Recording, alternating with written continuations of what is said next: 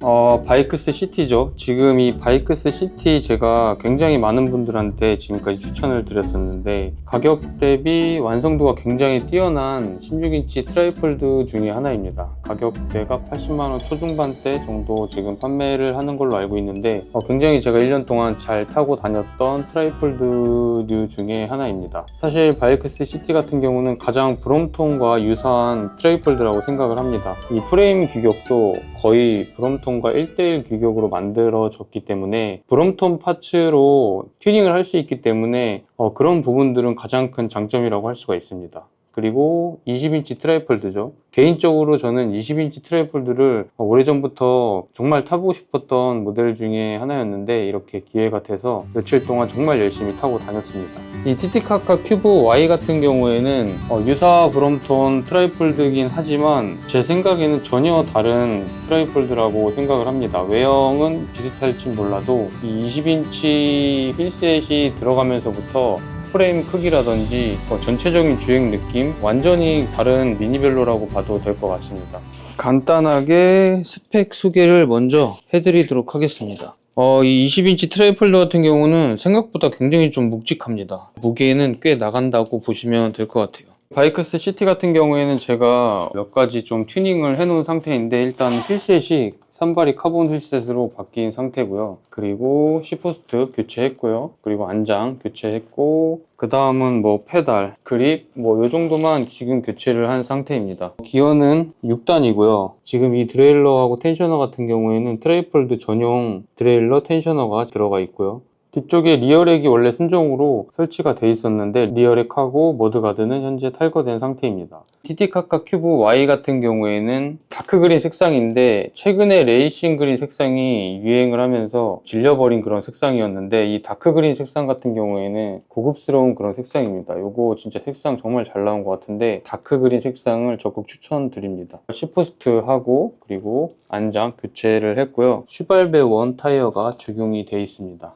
이 정도만 지금 교체를 한 상태고 기본적으로 엠바였는데 제가 S바로 교체를 해둔 상태입니다. 거기에다가 추가적으로 SQL 이너바인드 설치를 했고요. 드레일러를 보게 되면 9단 기어를 가지고 있고 폴드 B 드레일러가 적용이 되어 있습니다. LTU에서 나온 트라이폴드 전용 드레일러인데 이 제품 같은 경우에는 텐셔너 일체형 드레일러가 적용이 되어 있어서 절대 체인이 이탈하거나 그런 문제는 절대 생기지가 않는 그런 장점이 있는 드레일러입니다. 개인적으로 이 LTU에서 만든 드레일러들이 대부분 다 가성비가 정말 뛰어난데 변속도 칼변속이고 약간 이렇게 외형적으로 봤을 때는 고급스러운 느낌이 조금 덜하긴 하지만 변속하는 데 있어서만큼은 정말 성능이 좋기 때문에 개인적으로 가성비 좋은 부품이라고 생각을 하고 있습니다. 역시 리어렉이 기본으로 적용이 되어 있습니다. 이렇게 폴딩 휠도 설치가 되어 있고요. 그리고 지금 실버림으로 이렇게 되어 있는데 구름성도 역시 뛰어난 실드 베어링으로 적용이 되어 있습니다. 바이크스 시티 순정휠 같은 경우에는 제가 카본 산바리 휠로 교체를 했는데 카본 휠로 교체를 한 이유가 있습니다. 바이크스 시티 순정휠인데 림 브레이크인데도 불구하고 이 림 부분이 블랙 색상으로 되어 있다 보니까 이렇게 지금 보시면 다 지금 색상이 벗겨져서 약간은 좀 지저분해 보이는 그런 느낌이 있었습니다. 다 이렇게 벗겨졌죠. 그래서 저는 개인적으로 이 부분이 조금 마음에 안 들어서 이 카본 휠로 교체를 한 것도 있습니다. 사실 림브레이크라고 하면 그냥 이런 일반적인 실버림이 더 깔끔하지 않나 그런 생각이 들고요. 그리고 프레임 퀄리티를 한번 쭉 보도록 하겠습니다. 이 바이크스 시티 올리브 색상은 진짜 정말 잘 나온 그런 색상이고요. 전체적인 이 도장면과 그리고 프레임 퀄리티는 바이크스 시티는 워낙 유명하다 보니까 전혀 흠잡을 데 없이 정말 완벽한 그런 퀄리티를 보여주고 있습니다. 그리고 이 경첩 부분을 보게 되면 가장 큰 차이점이 이 중간에 이렇게 보시면 공간이 이렇게 떠 있죠. 경첩을 꽉 잠갔을 때도 도장까짐을 최소화할 수 있는 이렇게 디테일한 부분까지 신경을 쓴 부분이 보이고요. 역시나 핸들 포스트도 약간 이렇게 공간이 떠 있습니다. 티티카카 큐브 Y를 보게 되면 역시나 전체적인 프레임 퀄리티도 바이크스 시티 못지않게 굉장히 깔끔합니다. 그리고 경첩 부분을 보게 되면 바이크스 시티랑은 좀 다르죠. 이렇게 보면은 공간이 떠 있지가 않습니다. 그래서 도장까짐이 조금 생길 수 있다는 점 참고하시면 좋을 것 같아요. 역시나 핸들포스트도 이렇게 다 맞닿아 있는 부분을 볼 수가 있습니다. 그리고 또 핸들포스트를 보게 되면 일반적인 그런 브롬톤 방식의 핸들포스트인데 큐브 Y 같은 경우에는 핸들포스트가 CT에 비해서 굉장히 좀 길고, 그리고 물통을 거치할 수 있는 이런 홀이 있어서 이런 부분은 정말 좋더라고요.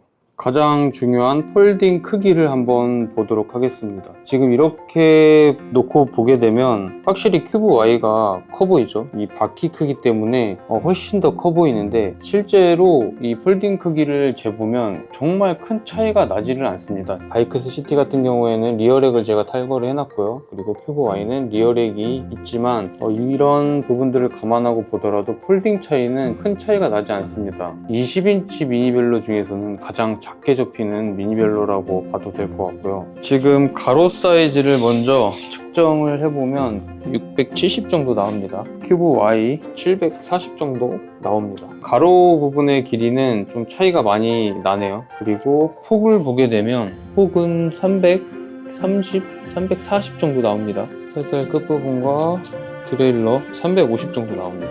340, 350 그렇게 큰 차이는 나지 않죠. 폭은 거의 비슷하다고 보시면 될 것 같고요. 그리고 높이는 재보게 되면 640 나옵니다. 650 정도 나오네요. 지금 이렇게 전체적인 크기를 직접 재봐도 높이와 폭은 거의 차이가 없다고 보시면 될 것 같고요. 가장 큰 차이가 나는 부분이 이 가로 사이즈에서 차이가 많이 납니다. 16인치 트레이폴드 같은 경우에는 바퀴는 작지만 이런 프레임 부분에서 튀어나오기 때문에 사실상 크기는 이 작은 바퀴에 비해서 그렇게 작은 사이즈는 아니라고 생각을 합니다. 이런 부분들이 지금 튀어나와 있죠. 바퀴가 작다고는 하지만 이런 부분들은 작아질 수 없는 부분들이기 때문에 결과적으로 이런 부분들은 크게 작아지지 않게 되겠죠. 하지만 큐브 Y 같은 경우에는 프레임이 바퀴 사이즈에 거의 꽉 차게 이렇게 폴딩이 되기 때문에 바퀴는 커졌지만 이런 부분들은 거의 동일하기 때문에 폭은 그렇게 커지지가 않았고요. 그리고 높이도 역시 어차피 C포스트의 길이는 정해져 있는 부분들이라서 높이 차이는 크게 없습니다.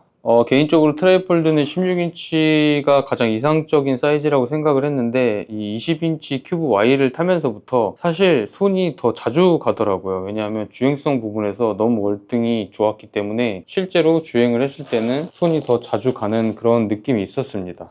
이렇게 전체적인 크기를 한번 보시면 엄청난 차이가 있습니다. 가장 차이가 많이 나는 부분이 이 휠베이스의 길이인데 큐브 Y가 훨씬 더 길고요. 이게 20-30mm만 더 길어도 주행하는 데 있어서 차이가 나는데 바이크스 시티하고 큐브 Y의 휠베이스의 차이는 거의 80에서 90mm 정도 차이가 나기 때문에 엄청나게 길어졌습니다. 휠셋의 사이즈도 커졌기 때문에 항속성도 물론 좋아졌지만 이 엄청난 휠베이스의 길이 때문에 이 안정성과 이 직진성이 주행을 해보면 체감이 확 될 정도로 그런 큰 차이가 있고요. 프레임의 외경도 조금 더 이 큐브 Y가 더 외경이 큽니다. 아무래도 휠베이스가 길게 되면 약간 내구성에서 문제가 될 수 있기 때문에 이 프레임 외경을 더 크게 키우지 않았나 그런 생각이 드네요. 핸들 포스트의 길이를 보게 되면 큐브 Y가 훨씬 더 긴 걸 볼 수가 있습니다. 이 큐브 Y는 신장이 크신 분들한테는 제가 적극적으로 추천드리는 1순위 모델입니다. 그동안 제 영상에 신장이 크신 분들이 미니벨로를 어떤 모델을 선택해야 될지 몰라서 댓글로 많이 저한테 물어보시는데 좀 자신있게 대답해드릴 수 있는 그런 모델이 없어서 항상 고민이 많았는데 이제는 고민도 없이 제가 적극적으로 추천을 드립니다. 저도 신장이 170 초반인데도 불구하고 시중에 나와 있는 미니벨로들은 저한테는 다 작더라고요. 근데 이 큐브 Y 같은 경우에는 170에서 180 후반까지도 탈 수 있는 그런 가장 이상적인 사이즈라고 생각이 됩니다. 이제는 미니벨로도 이렇게 조금 더 큰 사이즈로 나온 모델이 있기 때문에 선택의 폭이 넓어졌다고 할 수 있습니다. 물론 이 바이크스 시티도 절대 작은 그런 프레임 사이즈가 아닌데 워낙에나 큐브 Y가 크게 나왔기 때문에 신장이 크신 분들한테 더 자세가 편할 수밖에 없습니다. 메인 프레임 길이가 길어졌기 때문에 역시 안장과 핸들 사이의 간격도 훨씬 더 넓어졌습니다. 지금 제로백 시포스트를 사용하고 있는데도 불구하고 엄청 넓은 걸 볼 수가 있습니다. 핸들 포스트가 긴데도 불구하고 M바까지 있으면 이거는 거의 신장이 큰 분들한테 유리할 수밖에 없습니다. 저는 너무 좀 긴 감이 있어서 이렇게 바로 S바로 교체를 했고요. S바로 교체를 하니까 저한테는 딱 좋은 그런 크기가 나오더라고요. 이렇게. 그리고 개인적으로 큐브 Y를 타면서 좋았던 부분이 이 C포스트인데 일반 반접이식 미니벨로와 같은 규격인 33.9파이의 규격을 가지고 있습니다. 제가 가지고 있는 반접이식 미니벨로 C포스트와 서로 호환이 가능해서 이런 부분들은 좋더라고요. 바이크스 CT 같은 경우에는 브롬톤과 같은 31.8파이의 규격을 가지고 있는 C포스트입니다. 제가 이 C포스트도 바이크스 CT를 받자마자 지금 교체를 해둔 상태인데 바이크스 CT 순정 C포스트는 펜타클립 방식으로 되어 있습니다. 이것도 브롬톤과 거의 동일한 방식인데 펜타클립 방식 같은 경우에는 기본적으로 카본 안장 레일 자체가 일반적인 안장이랑 이 두께가 다르기 때문에 펜타클립 방식의 C포스트에는 장착이 불가능하고요. 구조상 아무리 꽉 조여도 안장이 좀 흔들거리는 그런 느낌이 있었기 때문에 저는 바로 교체를 해둔 상태입니다. 이런 부분이 좀 차이가 있을 수는 있습니다. 아무래도 전체적인 크기가 엄청나게 좀 커졌기 때문에 무게도 확실히 많이 무거운데 큐브 Y는 12.2kg 나옵니다. 교체된 부분이 경량 C포스트하고 카본 안장 그리고 핸들바 에서 SQ랩 이너바인드가 추가가 됐고요. 그리고 바이크스 CT는 리어렉을 탈거를 했지만 큐브 Y는 리어렉이 설치가 돼 있죠. 바이크스 CT 같은 경우에는 머드가드가 앞뒤로 기본적으로 이렇게 장착이 되지만 큐브 Y는 머드가드가 따로 이렇게 달려 나오지 않기 때문에 이 부분은 조금 아쉽긴 하지만 20인치이기 때문에 머드가드가 없는 편이 훨씬 좀 외형적으로 깔끔한 느낌은 있습니다. 20인치 미니벨로 중에서 작게 접힌다는 버디입니다. 하지만 큐브 Y와 이렇게 전체적인 크기를 비교를 해보면 확실히 큐브 Y가 더 작다는 느낌이 있습니다.